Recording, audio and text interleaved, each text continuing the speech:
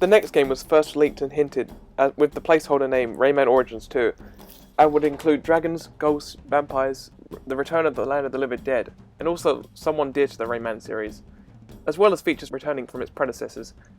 It was originally scheduled as the Nintendo Wii U's exclusive debut title, however, was announced on October 8, 2012 that it was pushed back to a supposed release date of February 26, 2013, but due to the poor sales of Nintendo's latest console outing, Ubisoft wanted to bring the game to multiple platforms.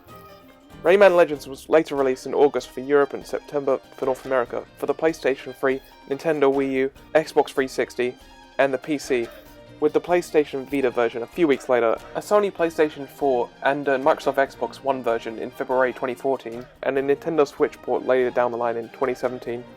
Hello, thanks again for coming in early. I've had a good look at your resume here, and it says that you've had 100% completed Monster 4x4 World Circuit for the Nintendo Wii. Oh, good game, man. You have good taste. Brings me back to 2007. Anyway, let's get to the point. So, what makes you fit for being in my review videos? Go on.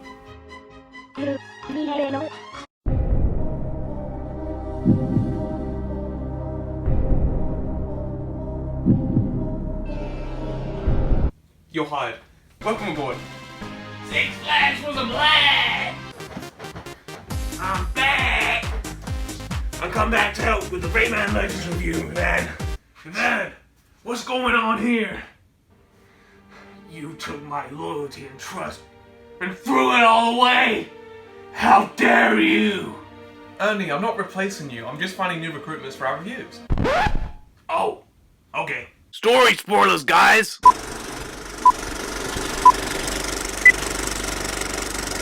The game begins with it explaining the events which occurred after Rayman Origins.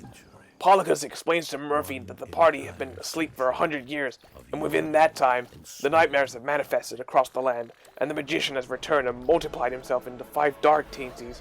This time, our heroes must travel to every world and chase down each one in their own personalized flying carriages, which gives us a hilarious cutscene where we can wind up a punch and launch them into outer space towards the moon, and everyone defeated adds an instrument to the song.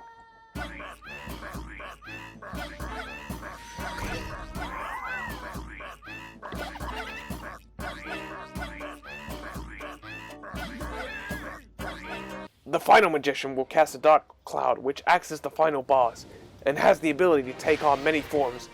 Once defeated, Rayman and Co. celebrate the new age of peace, just before sending the final dark teasing to the moon.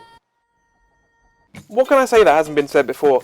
The game is also running on the UbiArt framework engine, so Rayman's control feels just as good as it did in Origins, with some minor differences, with the enemies being instantly defeated instead of inflating like in Origins, and all abilities earned previously are available by default. There are certain segments where you must use the help of Murphy to proceed, from tickling enemies to creating guacamole platforms that can block oncoming lava, as well as disabling spotlights in 20,000 Lums Under the Sea. Coming across the good wizard teensies in certain stages grants you temporary fist projectiles to shoot and charge at enemies, which I find keeps the game fresh and interesting. There's also a couple of levels in the third world where the bad wizard teensy will transform you all into chickens, which sounds like an interesting concept on paper, but ruins the flow of what is an otherwise fast-paced platformer. The Wii U version allows you to use its unique touchscreen and motion controls to cut the ropes and shift or tilt objects. The Switch has this feature too, but they've made it so these unique levels can only be played in handheld mode. Moving on, I feel like the bosses have been improved and are just an incredible spectacle to behold. And there's another thing, the visuals. Like Origins, absolute eye candy. Even though I prefer the hand-drawn art style of that game, I do respect Legends for going for a computer-generated and watercolor art style, and making cinematics CGI-like just to make it stand out from its predecessor. I also love the musical levels you're rewarded for completing boss levels. Jumping and hitting enemies to the rhythm of Black Betty and a Mexican arrangement of Eye of the Tiger is fucking ingenious, and was the sole reason I bought this masterpiece. Freeing Teensies has returned from Rayman 3, and by collecting enough of them, you'll be rewarded with being able to progress into later worlds, and collecting a great amount gives you access to the bonus world, where you can play a bonus stage which is a remix of the Land of the Living Dead theme, and even harder versions of the musical levels in 8-bit that test your audio and rhythm knowledge more than your visual. Because what the hell is going on here? Upon completion, Levels will give you a scratch card, and depending on what console you're on, you can scrub the touchscreen, touchpad, or move analog sticks to scratch them out. To earn additional teamsies, lumps to unlock more costumes in the hero change room, creatures will serve absolutely no purpose except for bragging rights on 100% completion, and the best of Rayman Origins levels as well as all the bosses from that game. So now this is just 2 games in one deal. Oh, what else is cool? All the worlds in this game are inspired by real-world myths and tropes, like a medieval fairy tale of Teensies in Trouble and Toad's Story, Fiesta de los Muertos, 20,000 Lums Under the Sea, which is one of my favourites, which feels like something out of a James Bond or Mission Impossible movie, with searching spotlights and spy music playing in the background, and the classical Greek architecture of Olympus Maximus, and the track name of the final boss is called Hades' Hand, which is just a very nice attention to detail. If there are a couple of downsides to this game, it'd be the game's length, as its runtime is 3 to 5 hours, which is surprisingly short for a Rayman game. I saw the credits roll, but I just wanted to see more. Furthermore, Rayman 3 and Origins had the best difficulty balancing.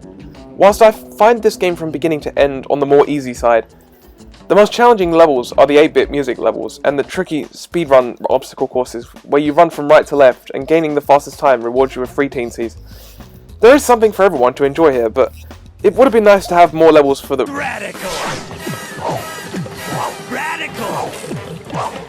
hardcore gamers. That soundtrack. I'm guessing they looked at the brilliant score of Rayman Origins and said, "Hey, we need to add this up to the Pepsi Max." Almost every song sounds like a big production orchestra, and it fits the energy of every level perfectly, which I love. I even like the new remixes that were specifically made for the music levels. Stop being so picky and limited with your soundtracks, Ubisoft! A multiplayer competitive mode that goes by the name of Kung Fu can be played with multiple friends is also included in this package. The best I describe it would be, you know that Flash game, Sports Heads Football? It was a 2D football game. Well, it's sort of like that, but more fleshed out. Kung Fu was even brought over to the Smash Bros. Inspired indie game Brawlhalla, and it even includes Rayman as one of the playable fighters.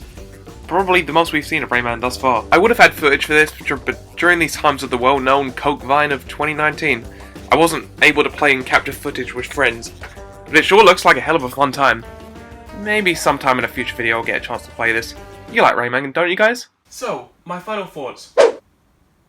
Rayman Legends, along with Rayman Origins and Donkey Kong Country Tropical Freeze, are among 3 of my favourite 2D platformers of all time. But between Legends and Origins, which one would I find to be the better game? Story's kinda simple in both, so is the tie. I like both art styles, but I'm a sucker for traditional hand-drawn animation, so Origins wins this round. Origins had more variety of challenge. Legends has music levels, which in and of itself is a free point. Both soundtracks are phenomenal, but I find Legends one stuck with me more. And finally, in my opinion, I love the levels in Legends, but I feel like the ones in Origins just flowed better.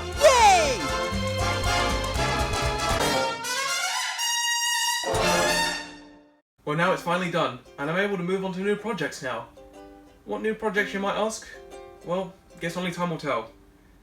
Well, thanks for watching, guys. If you do plan on going outside, remember to always carry a mask. Stay safe and have a good one. Hey, man, before we sign off, will we be able to do that thing? Please, please, pretty please? Okay, just this once though. Yeah, let's do it.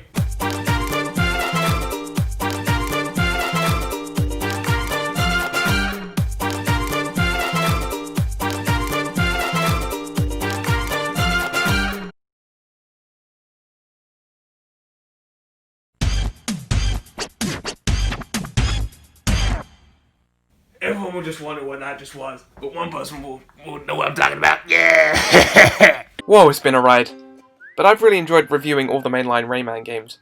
I have so many fond memories with every game here. It really is a shame that so far, Legends is the most recent Rayman game, and it doesn't seem like Ubisoft has any intentions to revisit the series. I'd honestly like to be proven wrong though. The most recent outings with the thingamajig have been spin-off games like Rayman Adventures and Rayman Mini that just reuse Legends' assets, which just aren't the same. Another point that doesn't help matters is that recently, Michel Ancel, the creator of Rayman, has recently stepped away from the game industry.